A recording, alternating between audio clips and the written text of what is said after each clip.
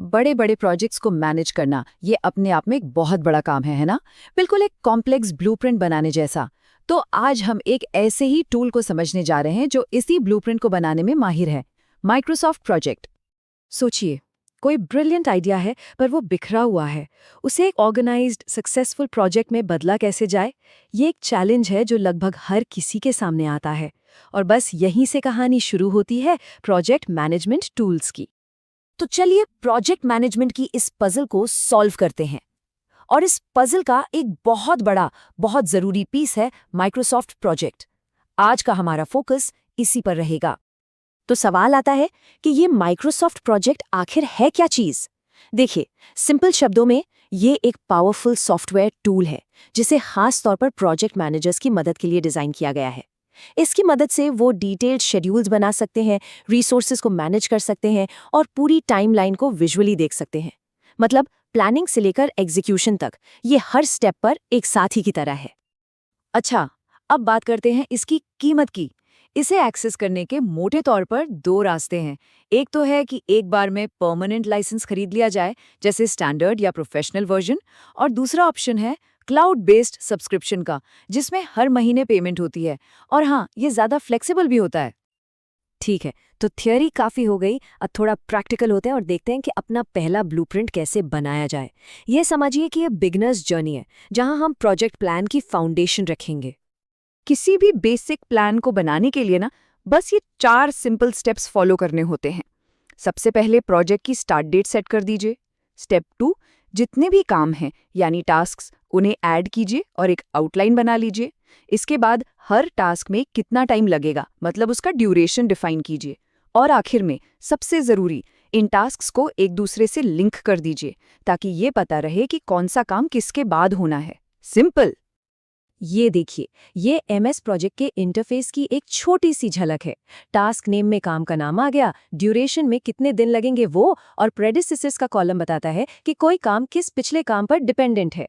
जैसे यहाँ bye materials का काम तभी शुरू हो सकता है जब प्लान डिजाइन वाला काम फिनिश हो जाए। सब कुछ क्रिस्टल क्लियर। प्रोजेक्ट शुरू करते वक्त ना एक बहुत इंपॉर्टेंट चॉइस सामने आती है, मैनुअल शेड्यूलिंग करें या ऑटो शेड्यूलिंग। देखिए, मैनुअल में सारा कंट्रोल अपने हाथ में होता है हर तारीख पर। ये फ्लेक्सिबल है और शुरुआती ड्राफ्ट्स के लिए बढ़िया है। दूसरी तरफ है ऑटो शेड्यूलिंग, जहां एमएस प्रोजेक्ट खुद लॉजिक लगाकर डेट्स कैलकुलेट करता है और एक्यूरेसी के लिए इसी को रिकमेंड किया जाता है। अब एक और इंटरेस्टिंग चीज समझते हैं, माइलस्टोन। ये कोई टास्क या काम नहीं है, बल्कि एक जरूरी इवेंट है, जैसे कि प्रोजेक्ट अप्रूवल। इसकी सबसे बड़ी पहचान, इसका ड्यूरेशन हमेशा 0 डेज होता है और गैंट चार्ट पर यह एक छोटी सी डायमंड की तरह चमकता है। तो अब तक हमारे प्लान का स्केलेटन, मतलब ढांचा तैयार हो चुका है। चलिए अब नेक्स्ट लेवल पर चलते हैं। अब इस प्लान में जान डालने का समय है, मतलब लोगों और पैसों को जोड़ने का। बात होगी रिसोर्स और बजट मैनेजमेंट की।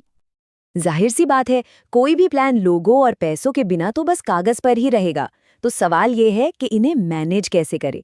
और यकीन मानिए, ये सिर्फ टास्क शेड्यूल करने से कहीं ज्यादा कॉम्प्लिकेटेड चैलेंज है।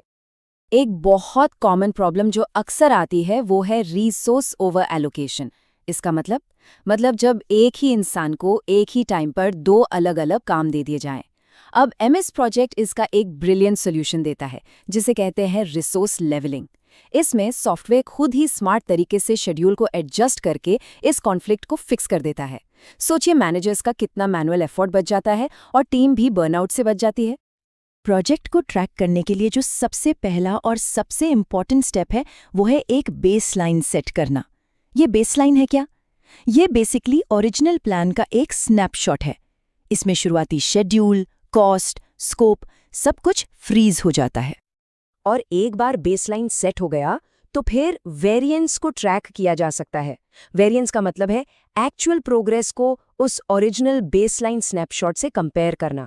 इससे दूध का दूध और पानी का पानी हो जाता है कि प्रोजेक्ट ट्रैक पर है या भटक गया है। चलिए अब बात करते हैं उन प्रो लेवल फीचर्स की जो इस सॉफ्टवेयर की असली पावर को अनलॉक करते हैं। यहाँ पता चलेगा कि एक्सपर्ट्स अपने प्रोजेक्ट मैनेजमेंट को कैसे ऑटोमेट करते हैं और बड़े स्केल पर ले जाते हैं। यहाँ कुछ एडवांस्ड पावर फीचर्स के एक क्विक लिस्ट है, जैसे कस्टम फील्ड्स और फॉर्मूला बनाना, मैक्रोज और VBA से रिपीटेटिव कामों को ऑटोमेट कर देना, पूरे एंटरप्राइज पोर्टफोलियो को मैनेज करना, अर्न्ड वैल्यू एनालिसिस और व्हाट इफ सिनेरियोज को रन करके देखना। ये सब दिखाता है कि ये सॉफ्टवेयर कितना डीप है। जैसा कि एक सोर्स में भी कहा गया है, सॉफ्टवेयर की असली ताकत इसके कैलकुलेशंस को ऑटोमेट करने में है, जिससे मैन्युअल एरर्स कम होते हैं। और ये बात हर लेवल के यूजर के लिए सच है, पर हाँ, एडवांस्ड यूजर्स इसका सबसे ज्यादा फायदा उठाते हैं। तो अब आते हैं सबसे बड़े सवाल पर, क्या ये पावरफुल टूल हर किसी के लिए है? किसके लिए ये बिल्कुल सही बैठता है? चलिए पता लगाते हैं। MS प्रोजेक्ट का इस्तेमाल ना कई अलग अलग इंडस्ट्रीज में होता है। कंस्ट्रक्शन, IT, मैन्युफैक्चरिंग, कंसल्टिंग, ये कुछ ऐसे सेक्टर्स हैं जो इस पर बहुत ज्यादा डिपेंड करते हैं। इससे पता चलता है कि ये टूल कितना वर्सेटाइल है। लेकिन हाँ, एक बात का ध्यान रखना बहुत जरूरी है, इसे सीखने में टाइम लगता है। इसका जो लर्निंग कर्व है वो थोड़ा स्टीप है, मतलब थोड़ा मुश्किल हो सकता है। पर गुड न्यूज़ ये है कि ढेरों ट्यूटोरियल्स मौजूद हैं और रेगुलर प्रैक्टिस से इस पर कमांड हासिल की जा सकती है। तो इस पूरी बातचीत के आखिर में असली सवाल बस एक ही है, जो अगला प्रोजेक्ट है उसे एक डिटेल्ड ब्लूप्रिंट की ज़रूरत है या फिर एक सिंपल सी टू डू लिस्ट से काम चल जाएगा। इस सवाल का जवाब ही ये तय करेगा कि माइक्रोसॉफ्ट प्रोजेक्ट सही टूल है या नहीं।